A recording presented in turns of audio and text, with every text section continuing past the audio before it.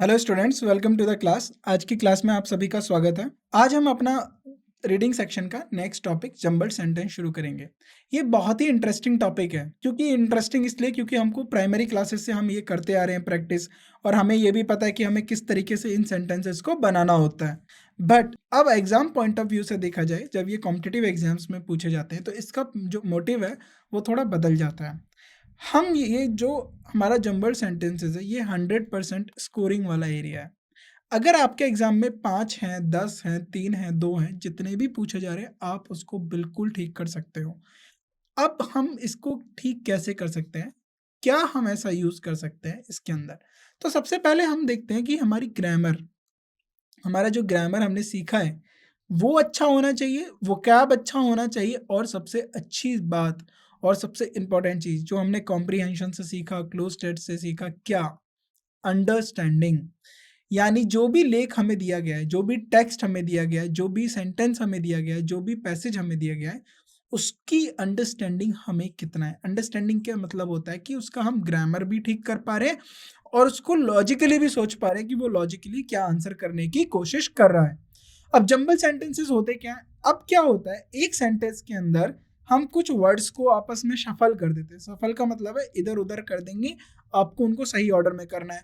या फिर हम कुछ वर्ड्स को सेलेक्ट करते हैं, या एक वर्ड को करेंगे या फिर कुछ ग्रुप ऑफ वर्ड्स को, जिनको हम बोलते हैं फ्रेज। यानी उनको हम क्या करते हैं, हम उनको जंबल्ड कर देते हैं, हम इधर से उधर उसको मिक्स कर देते हैं। और पार्ट्स ऑफ अ सेंटेंस, जैसे कि विच वर्ड्स या फिर किसी पार्ट ऑफ सेंटेंसेस को हम जंबल कर देंगे, हम उसको पोजीशन, उसकी प्लेस को बदल देंगे, और आपको उसको सही तरीके से लिखना होगा, जो कि ग्रामेटिकली और लॉजिकली ठीक होना चाहिए। और किन बातों का हमें ध्यान रखना है? हमें ग्रामर की प्रैक्टिस अच्छी हो, हमारी हमारी वोकैबुलरी अच्छी हो, शब्दकोश अच्छा हो, हमारी रीडिंग स्किल्स यानी हम अच्छे से एनालाइज कर पाए, एनालिटिकल थिंकिंग हो हमारी, कि हम किसी बात पे गंभीरता से सोच पाए और उसको सही से माप पाए कि ये सही है या ये गलत ऑर्डर है। जब हम इतना काम कर लेंगे तो हमारा जो जंबल्ड सेंटेंसेस है वो बहुत अच्छे से हो पाएगा। अब उसके साथ ये क्या करता है, ये हमारी हाई ऑर्डर थिंकिंग स्किल्स को प्रमोट करता है, उसको बढ़ावा करता है। राइट। अब हमें किन बातों को ध्यान देना है? हमें सेंटेंस के स्ट्रक्चर का ध्यान देना है। ये हमने अपने सेंटेंस स्ट्रक्चर में पढ़ा था। हमें सेंटेंस स्ट्रक्चर अच्छे से आना चाहिए, उसकी बेसिक अंडरस्टैंडिंग होनी चाहिए। ये हमने पूरा एक चैप्टर डिटेल में पढ़ा है, लेकिन हमें यहाँ पर सब्जेक्ट, वर्ब और ऑब्जेक्ट, इनका जो फ्लो है उसको याद रखना है कि सब्जेक्ट है तो उसकी वर्ब भी होगी। बिना वर्ब और सब्जेक्ट के सेंटेंस नहीं बनेगा। और ऑब्जेक्ट अगर आ रहा है तो अगर सब्जेक्ट ने कोई एक्शन किया, उस एक्शन को हम वर्ब से दिखाते हैं, और उस एक्शन का कोई रिसीवर है जिसके ऊपर वो एक्शन का प्रभाव पड़ा है, जिसने उस एक्शन को सहा है, तो वो हमारा ऑब्जेक्ट बनेगा। इनका प्लेसमेंट हमें देखना होता है। अब हमें आइडेंटिफाई करना होगा सेंटेंस में कौन सा ऑब्जेक्ट है, कौन सा हमारा ऑब्जेक्ट है, कौन सा सब्जेक्ट है। तो आपको पता है नाउन और प्रोनाउन जो होते हैं वो हमारे किसी भी सेंटेंस के अंदर सब्जेक्ट का काम करते हैं। हमने ये पढ़ा है। जो कर्ता कौन होता है? कर्ता हमारा नाउन होता है, यानी संज्ञा या सर्वनाम। नाउन या प्रोनाउन होता है, वो हमारा सब्जेक्ट होता है। ये किसी ना किसी एक्शन को परफॉर्म कर रहे होते हैं, ये कोई ना कोई एक्शन कर रहे होते हैं, और उस एक्शन को रिसीव कौन करता है? उस एक्शन को ऑब्जेक्ट रिसीव करता है। राइट। अब आइडेंटिफाई ट्रांजिशनल वर्ड्स। अब कुछ हमारे वर्ड्स होते हैं, जैसे more over, how ever, more over, therefore, consequently. तो ऐसे वर्ड से हमें लॉजिकल फ्लो पता चलता है, हमें दिशा मिलती है कि सेंटेंस किस तरफ जा रहा है। राइट। एग्जाम्पल के तौर पे जब भी हाउ एवर आएगा, तो हाउ एवर क्या होता है? कॉन्ट्रास्ट करता है। कॉन्ट्रास्ट का मतलब क्या होता है? विरोधाभास करता है। किस चीज का विरोधाभास करता है? मान लीजिए एक स्टेटमेंट मैंने यहाँ लिखा, फिर मैंने लिखा हाउ एवर, और एक स्टेटमेंट यहाँ लिखा। तो इसका जो होता है, जो अपनी प्रीवियस स्टेटमेंट होता है, यानी जो ये इसकी पहली स्टेटमेंट है, ये इसका विरोधाभास करता है आने वाली स्टेटमेंट के साथ। तो कभी कभार आपको हाउएवर शुरुआतों में दिख जाएगा, हाउएवर, उसके बाद एक स्टेटमेंट होगी, उसके बाद एक स्टेटमेंट होगी। ये इस तरीके से भी इसका जो स्ट्रक्चर है देखने को मिलता है। हमें ये बात याद रखनी है। अब सबसे बड़ी बात, कंजंक्शंस। कंजंक्शंस का हमें पता होना चाहिए। कंजंक्शंस क्या होते हैं? हमारे कनेक्टिंग वर्ड्स जो कनेक्ट करते हैं। दो नाउन को कनेक्ट कर सकते हैं, दो नाउन को कनेक्ट करेंगे, दो वर्ब को आ सकते हैं, या फिर दो फ्रेज को कनेक्ट कर सकते हैं, या फिर दो स्टेटमेंट्स को कनेक्ट कर सकते हैं, जिनको हम बोलते हैं क्लॉज। तो आपको कंजक्शंस पढ़े हैं आपने। कंजक्शंस हमारे कोऑर्डिनेटिंग कंजक्शन फैन बॉयज, इससे हम डिनोट करते हैं। फिर हमारा WH फैमिली होता है। फिर कुछ हो गए एंड, ऑल दो, बिकॉज, बट, और, राइट, दो, ये हमारे क्या होते हैं, कंजक्शंस होते हैं, यानी ये कनेक्ट करते हैं। तो ये हमें और अच्छा बता सकते हैं कि सेंटेंस कनेक्ट किया जा रहा है। तो कनेक्ट करने के लिए क्या सबसे ज़रूरी होता है कि कंजक्शंस अपने साथ जो इधर वर्ड होते हैं वही कुछ ऐसा स्ट्रक्चर इधर होता है। स्ट्रक्चर सेम होना जरूरी है कंजक्शन को जिनसे हम जोड़ रहे हैं। पंक्चुएशन को आपको ध्यान देना है। पंक्चुएशन क्या होता है, फुल स्टॉप आ गया, कहीं कैपिटल में हो गया तो कैपिटलाइजेशन हो गया, फुल स्टॉप आ गया तो फुल स्टॉप बताता है हमारा सेंटेंस यहाँ पर खत्म हो रहा है, और कैपिटलाइजेशन बताता है हमारा सेंटेंस यहाँ पर शुरू हो रहा है। लेकिन आजकल क्या होता है कि एग्जामिनर को पता है, वो बच्चों की अंडरस्टैंडिंग को टेस्ट करना चाहते हैं, तो वो इस पंक्चुएशन पे इतना नहीं ध्यान देते, वो आपको अंडरस्टैंडिंग पे ध्यान देंगे। वो आपके सही ऑर्डर निकलवाएंगे बिना पंक्चुएशन के भी जानकारी किए बिना या प्राप्त हुए बिना। Consistency in tense and voice. Voice, और अगर मान लीजिए कोई टेंस हमारा पास्ट है, कोई हमारी स्टेटमेंट पास्ट की है, तो वो पास्ट की ही रहेगी। उसको आगे किसी और टेंस में चेंज ना करो जब तक उसके पीछे कोई लॉजिकल रीजन ना हो। प्रेजेंट है तो प्रेजेंट में ही चलेगा, अनलेस जब तक कोई हमारा लॉजिकल रीजन ना हो उसके पीछे। और उसकी अगर एक्टिव वॉइस है तो एक्टिव वॉइस में रहेगा, पैसिव वॉइस है तो पैसिव वॉइस में रहेगा। Look for clue words. अब कुछ क्लू वर्ड्स होते हैं, जैसे दिस हो गया, दैट हो गया, दीज हो गया, दोज हो गया। इनसे क्या होता है, ये हमें कुछ हमारे, अब देखिए कुछ प्रोनाउन हो गया आपको, जैसे विच भी मिलेगा, होम मिलेगा, हु मिलेगा। ये हमें बताते हैं कि ये सेंटेंस में कोई नाउन पहले आया है, उसके बारे में अब जानकारी दी जा रही है, उसके बारे में और भी बताया जा रहा है इन वर्ड्स को यूज करके। तो हमें दिखाना है अगर ये वर्ड्स यूज हुए हैं तो ये किसके एंटी, या ये किस, इनका एंटीसीडेंट कौन है, यानी ये किसके लिए आए हैं, ये वर्ड्स किसके लिए आए हैं, हमें वो भी ध्यान रखना है। कोहेरेंस एंड कोहेशन का मतलब होता है कि हमें लॉजिकली रखना है अपना सेंटेंस। जब भी हम उनके सीक्वेंस को, उनके ऑर्डर को, उनके मेल को एक साथ करेंगे तो हमें उनका जो लॉजिकल है, यानी जो सेंटेंस एक मीनिंग देना चाहिए, जिसका एक अर्थ होना चाहिए, वो अर्थ पूर्ण हो, right. Check for modifiers. Modifiers का मतलब क्या होता है, एडजेक्टिव। एडजेक्टिव किसको मॉडिफाई करते हैं, एडजेक्टिव नाउन को करते हैं, हमारे प्रोनाउन के लिए आएंगे। तो अब उसके साथ साथ अब आता है हमारा एडवर्ब। एडवर्ब किसको मॉडिफाई करेगा, एडवर्ब हमारा वर्ब को करेगा। एडवर्ब हमारा किसको करेगा, एडजेक्टिव को भी करेगा, और एडवर्ब हमारा खुद एडवर्ब को करेगा। तो मॉडिफायर्स का प्लेसमेंट भी बहुत ज़रूरी है। आप वर्ब के साथ एडजेक्टिव नहीं रख सकते हैं, वर्ब के लिए एडवर्ब ही होगा, हमें ये भी ध्यान रखना है। और सबसे ज़रूरी बात, क्रोनोलॉजिकल। क्रोनोलॉजिकल का मतलब होता है कि अगर कोई इवेंट सीक्वेंस में हुआ, या कोई घटना एक टाइम लाइन के साथ हुई है, किसी समय के साथ हुई है, तो उनकी समय बिंदुएं एक साथ आएंगी, एक के बाद एक आएंगी। तो ये हमारा जो भी ऑर्डर होता है, इसे हम बोलते हैं क्रोनोलॉजिकल ऑर्डर। अब आगे बढ़ते हैं, जर्नल टू स्पेसिफिक और वाइसा वर्सा। इसका मतलब क्या होता है, कोई जर्नल स्टेटमेंट आगे चल के स्पेसिफिक हो सकती है, कोई स्पेसिफिक स्टेटमेंट आगे चल के जनरल बन सकती है। इस बात को भी हमें ध्यान देना है कि इसका ऑर्डर किस तरीके से हमें सेंटेंस में दिया है। जब आप इन सारी बातों को ध्यान में रखेंगे और उसके साथ आप प्रैक्टिस करेंगे, जितना आप प्रैक्टिस करेंगे उससे आप इतना ही सीखेंगे। जितना आप सीख पाएंगे, प्रैक्टिस करेंगे, उससे आप क्वेश्चंस को इजीली बना पाएंगे। अब सबसे पहले क्वेश्चन आता है हमारा, अब हम उससे पढ़ते हैं। व्हेन द इम्प्रेशनिस्ट, इम्प्रेशन का मतलब जानते हो, इम्प्रेशन का मतलब जब आप अंगूठे को आपने इंक लगाया और उसको आपने किसी कागज़ पे छाप दिया, तो वो जो इम्प्रेशन बनता है, इम्प्रेशन जो इंक की जो इमेज बनती है होते हैं, जब वो इम्प्रेशनिस्ट जो वो ये काम करते हैं, जो इम्प्रेशनिस्ट जो ड्राइंग आर्ट बनाते हैं, उनके लिए बोला गया है। तो यहाँ पर सब्जेक्ट आ गया व्हेन द इम्प्रेशनिस्ट। अब इसके बाद हमें इसका सब्जेक्ट का वर्ब ढूंढना है। तो अगर आप इसका वर्ब ढूंढने की कोशिश करेंगे, दे मेड दैम। अब दे किसके लिए यूज हुआ है, इम्प्रेनिस्ट के लिए यूज हुआ है। Every day and often putting people who would see painted pictures of people. अगर मैं एस लिखता हूं तो एस हमारा सब्जेक्ट हो गया, इसके लिए एक वर्ब मिलेगी, पेंटेड पिक्चर्स ऑफ पीपल। अब वो क्या कर रहे हैं, वो when the impressionist painted pictures of people, तो उसके बाद आगे की क्या स्टेटमेंट होगी, दे मेड दैम लुक लाइक। तो जब भी वो लोगों की पिक्चर बनाते हैं तो वो कैसी बनाते हैं, तो they made them look like, they किनको, मेड दैम, यहाँ पर पीपल के बारे में बात हो रही है तो दे यहाँ पर इंप्रोनाउंस कर रहे तो S P, they made them look like, कैसे, look like people you would see every day and often putting more emphasis on the scene. तो क्या होगा इसका सही order, they made them look like people, किसके जैसे, look like people you would see, जिनको आप देखते हो, कब, हर दिन, every day and often putting more emphasise, यानी और ज्यादा एम्फेसाइज करते हैं वो सीन के ऊपर। तो एस पी आर क्यू ये हमारा सही ऑर्डर होगा इसका, एस पी आर क्यू ये हमारा इसका सही ऑर्डर होगा, S P R Q, D part इसका सही आंसर होगा।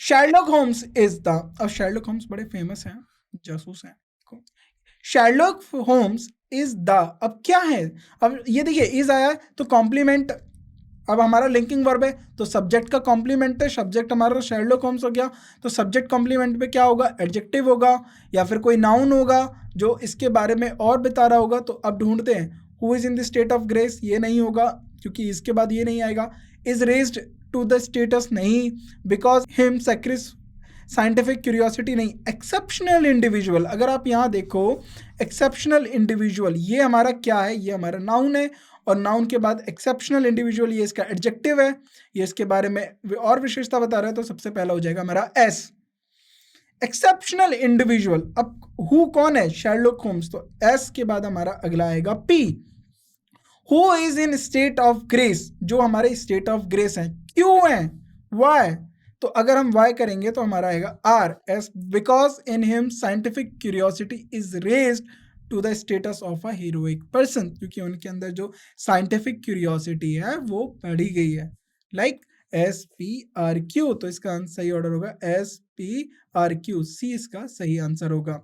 The goals of our present system, तो गोल्स किसके हैं, of our present system what, present system schooling are to prepare नहीं, present system students नहीं, present system students नहीं हो सकता, ये तो गलत होगा, तो क्यों तो आ ही नहीं सकेगा पहले, present system which will make ये भी नहीं शुरुआत होगी, present system of, देखिए ये दोबारा ये ऑफ इसका वो आ गया हमारा, ऑफ का ये हमारा ऑब्जेक्ट आ गया, अब प्रीपोजिशन का ऑब्जेक्ट आ गया, ये दोबारा preposition of primary and secondary, the goals of our present system of primary and secondary schooling, students की बात नहीं हो रही, स्कूलिंग उसी के तो गोल्स होंगे, स्कूलिंग के तो स्कूलिंग्स आर टू प्रिपेयर क्या, are to prepare student for the examination system, are to prepare which will take them, किसके लिए, दैम यहाँ स्टूडेंट्स के लिए यूज हुआ है, तो एस के बाद आएगा S P Q, students are schooling are to prepare students for the examination system which will take them to the best technical institution of the country, तो एस पी क्यू आर ये इसका सही order होगा। अगला the watchman, अब watchman and found ये हमारा गया subject, and found two thieves, watchman को दो थीव्स मिले, वो कब, तो वॉचमैन का वर्ब है, वो कब, उठा, तो वॉचमैन उठा कब, when, found two thieves no ये कोई सेंस नहीं बन रहा है, विद ब्लैक मास्क नहीं, व्हेन ही हर्ड क्या, जब उसने आवाज सुनी कुत्तों के भौंकने की, when he heard Q S, when he heard, और उसको जब डॉग बार्किंग एंड, अब उसके बाद क्या हुआ, अगला क्या हुआ, dog barking and found two thieves, जिसको दो चोर मिले, with black masses try to get in, अंदर आने की जो कोशिश कर रहे थे, विद ब्लैक मासेस, तो क्यू एस पी आर इसका सही ऑर्डर हो जाएगा, Q S P are.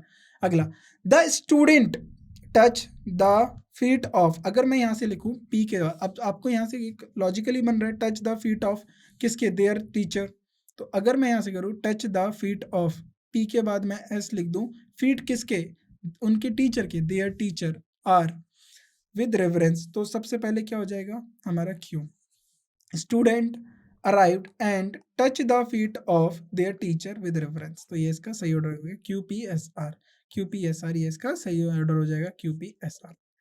The summer was the most to believe the next नहीं, the summer was the most के बाद and we have reason नहीं, the summer was the most year and the year after नहीं, the summer was the most scorching, वो बता रहा अब तक का सबसे ज्यादा उसको गर्मी वाला समर लग रहा in living memory. This summer was the most scorching in living memory, यानी अब तक अगर राइटर बता रहा है उसकी लिविंग मेमोरी में ये सबसे ज्यादा उसको गर्मी वाला लगा, लिविंग मेमोरी। अब यहाँ के बाद and we have reason to believe the next. अब अगर बात करें नेक्स्ट के बाद year and year after will be the, next के बाद आएगा ईयर ही आएगा, तो अगर मैं पी के बाद एस लिख रहा हूँ, year after year and the year after will B hotter, तो पी अगर मेरा एस, आर मेरा शुरुआत है, एस मेरा लास्ट है, तो बचा Q, the scorching in living memory, and we have reason to believe that the next year and the year after will be hotter still। तो इसका सही आंसर हो जाएगा R Q P S. R Q P S हमारा क्या है, D, D option सही।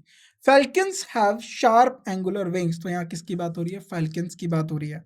Falcons birds होते हैं हमारे, राइट, फैल्कन जो होता है हमारा बर्ड होता है, तो जो स्पेस एक्स का रॉकेट है फैल्कन, उसका भी नाम फैल्कन है। तो falcons have sharp angular wings, तो विंग्स की बात हो गई है यहाँ पर, to dive sharply and allowed them. अब दैम किसके लिए यूज हुआ है, फैल्कन्स के लिए यूज हुआ है, याद रखेंगे। To chase their prey, their किसके लिए, फैल्कन्स के लिए। That give them the speed, अब कौन स्पीड दे रहा है उन्हें, विंग्स, तो दैट किसके लिए हुआ है, एंगुलर विंग्स, तो यहाँ इसके बाद आ जाएगा S. That give them speed, अब जो उनको स्पीड दी जा रही है, राइट, स्पीड किसके लिए दी जा रही है, स्पीड से आप क्या करोगे, शार्पली डाइव करोगे या चेज करोगे, तो chase, to chase their prey, और उसके बाद वो क्या करेंगे, अपने प्रे को चेज करेंगे, टू चेज देयर प्रे। अब उसके बाद एंड अलाउ देम, और विंग्स उनको क्या कर रहे हैं, and allow them to dive sharply, यानी ऊपर से चेज करेंगे और वो नीचे शार्पली डाइव करेंगे, एकदम नीचे की तरफ आएंगे, शार्पली डाइव करेंगे, and allow them to dive sharply to capture their victim. तो S P S R Q P, S R Q P इसका सही आंसर होगा, S R Q P, C option.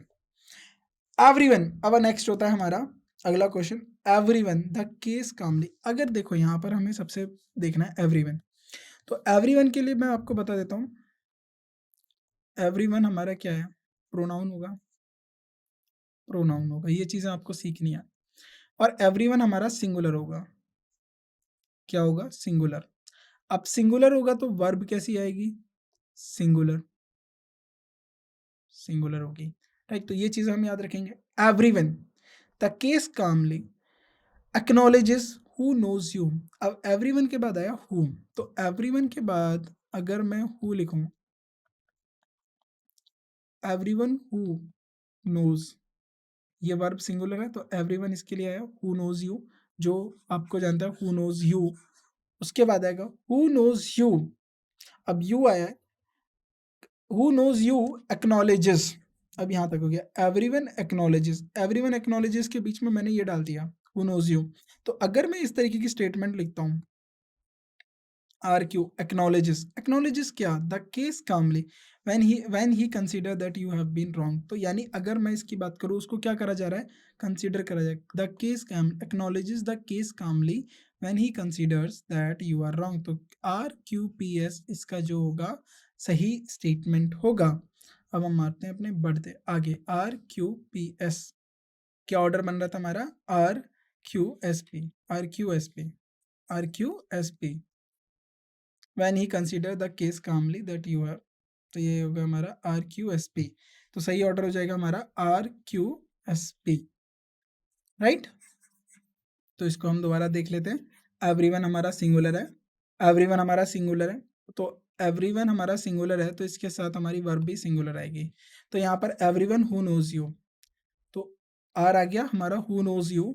Acknowledges, acknowledges क्या,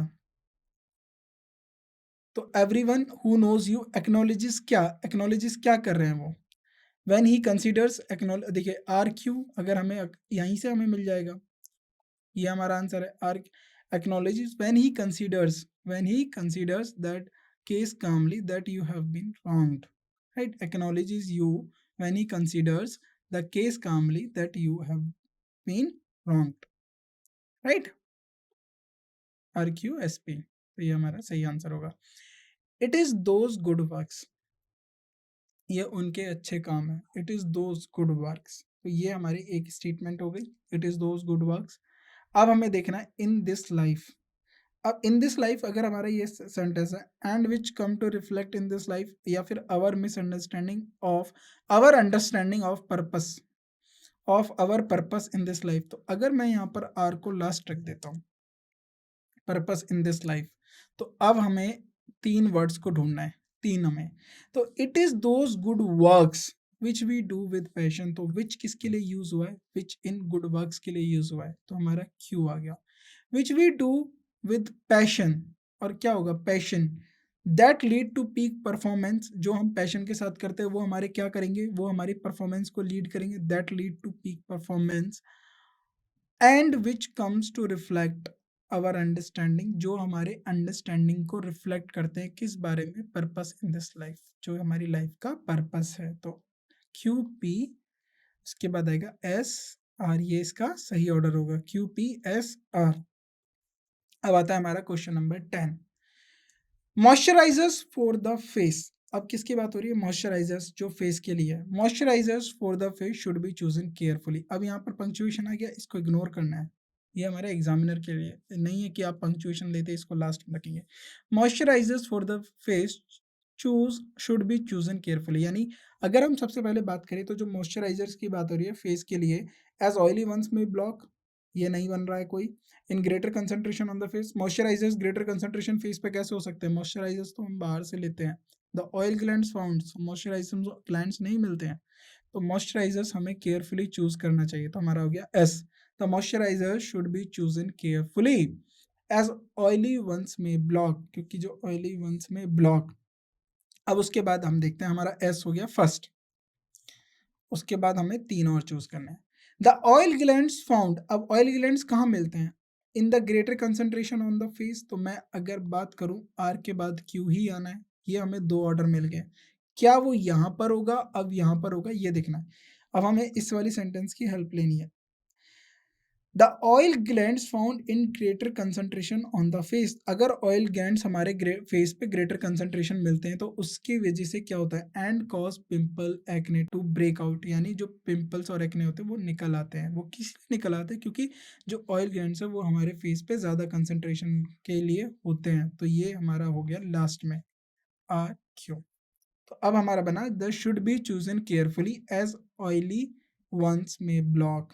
अब ones में block the oil glands, तो क्या block करेंगे, वंस में ब्लॉक व्हाट, अगर हम अच्छा मॉइस्चराइजर लेंगे तो वो ऑयल ग्लैंड्स को ब्लॉक कर देंगे जो ग्रेटर कंसंट्रेशन में मिलते हैं हमारे फेस के ऊपर और जिनकी वजह से पिंपल और एक्ने निकल आते हैं। तो एस आएगा, फिर हमारा क्या आएगा पी, उसके बाद आ जाएगा हमारा एस पी आर क्यू, ये हमारा सही ऑर्डर होगा। तो क्या ऑर्डर होगा, S P R Q, C answer इसका सही होगा। तो जंबल सेंटेंसेस से हम क्या कर सकते हैं, जंबल सेंटेंसेस से हम ऑप्शंस के थ्रू जा सकते हैं। ऑप्शंस हमें हेल्प करते हैं, या तो फर्स्ट फर्स्ट आप क्या करेंगे, विदाउट ऑप्शन करेंगे, विदाउट ऑप्शन करेंगे। विदाउट ऑप्शन से होगा क्या, विदाउट ऑप्शन से आपकी अंडरस्टैंडिंग बन जाएगी कि आपका आपने जो लिया है वो अगर ऑप्शंस में रिफ्लेक्ट करेगा तो वहाँ से आपको कॉन्फिडेंस आएगा और आपको ये क्लियरिटी रहेगी कि ये जो बन रहा है ये बिल्कुल ठीक बन रहा है। अब उसके साथ उसके बाद आपको देखना है लॉजिकल फ्लो। लॉजिकल फ्लो कैसे, लॉजिकल फ्लो इसमें देखिए, अगर जो मॉइस्चराइजर हैं उनको हमें क्या करना चाहिए, उनको केयरफुली चूज करना चाहिए। क्यों, एज ऑयली वंस में ब्लॉक, क्योंकि जो अच्छे ऑयल मॉइस्चराइजर्स होते हैं वो ब्लॉक कर देते हैं क्या, ऑयल ग्लैंड्स। और वो ऑयल ग्लैंड्स कहाँ मिल रहे हैं, in a greater concentration on the face, face के ऊपर मिल रहे हैं। तो ये जो आप बना रहे हो, ये जो ऑर्डर बना रहे हो, ये जो ऑर्डर है ये काफ़ी लॉजिकल है। तो लॉजिकल ऑर्डर होना चाहिए, लॉजिकल ऑर्डर होना चाहिए। और सबसे बड़ी बात, आपको सब्जेक्ट आपको मिल गया, तो सब्जेक्ट के साथ कभी-कभार ऐसा होता है कि वर्ब और उसके बाद की चीज़ें लिखी हुई हैं और उसके बीच में कुछ चीज़ें यहाँ पर आ जाती हैं। जब उसके बीच में कुछ चीज़ें यहाँ पर आ जाती हैं, तो उनके साथ कुछ ना कुछ प्रीपोज़िशन के साथ होगा, या जैसे हमने देखा था कंजंक्शन के बाद आया था। अब मैं आपको एक-एक करके आपको एक-एक क्वेश्चन के बारे में समझा देता हूँ। एवरीवन आ गया। अब यहाँ पर एक वर्ब है एक्नॉलेजेस, तो एवरीवन आपको बताया मैंने अभी सिंगुलर होता है और उसके बाद एक वर्ब आई एक्नॉलेजेस। जब ये वर्ब आई एक्नॉलेजेस, तो उसके बीच में क्या आ गया, उसके बीच में देखिए ये 2 स्टेटमेंट थी, उसके बीच में who knows you, everyone who knows you. Acknowledges क्या करेगा, when he consider the case calmly, तो एक्नॉलेजेस क्या करेगा, when he consider the case calmly. तो ये देखिए इस तरीके से भी हो सकता है, सब्जेक्ट के बाद वर्ब यहाँ मिल रही है। हु नोज यू, ये भी अपने आप में एक, यहाँ सब्जेक्ट आ गया हु नोज यू, हु हमारा यहाँ पर एज अ सब्जेक्ट काम कर रहा है। किसका काम कर रहा है, एवरीवन, एवरीवन को हमने हु से इंट्रोड्यूस किया है। तो इस तरीके के आपको सेगमेंट ध्यान रखने हैं, ग्रामर को अच्छे से याद रखना है, और क्योंकि वो बार बार टेस्ट होगी तो हमें अच्छे से कॉन्सेप्ट पता होना चाहिए। हमें सब्जेक्ट वर्ब एग्रीमेंट के बारे में पता होना चाहिए, सब्जेक्ट कौन बनेगा, नाउन प्रोनाउन के बारे में पता होना चाहिए, नाउन के बाद अगर नाउन आया है उसको आगे चल के कोई ना कोई प्रोनाउन भी आ सकता है, ये भी हमें पता होना चाहिए। जैसे दिस, दैट, दे, देम, किसके लिए आया है, उसका यूज क्या है, ये ऑर्डर हमें पता होना चाहिए। जब हमारे पास ये सारी चीजों का नॉलेज होगा तो हम क्या करेंगे, एक लॉजिकल ऑर्डर और जो कि ग्रामेटिकली ठीक हो, हम एक सेंटेंस बना पाएंगे। तो यहाँ तक के लिए अभी हम इतना ही करते हैं, उसके बाद के आगे के जो क्वेश्चन है वो प्रैक्टिस करेंगे। तो इस तरीके से हम जो अपने क्वेश्चन है वो प्रैक्टिस करेंगे, उसके बाद हम प्रीवियस ईयर क्वेश्चन करेंगे, जिससे हमारी अच्छी अंडरस्टैंडिंग और डेप्थ बन जाए जम्बल्ड सेंटेंसेस को प्रैक्टिस करने की। तो जितना ज़्यादा हम प्रैक्टिस करेंगे, लास्ट हमारा कॉन्सेप्ट का पॉइंट क्या था, जितना ज़्यादा प्रैक्टिस होगा उतना ही ज़्यादा हमें डेप्थ और अंडरस्टैंडिंग मिलेगी जम्बल्ड सेंटेंसेस की। Thank you.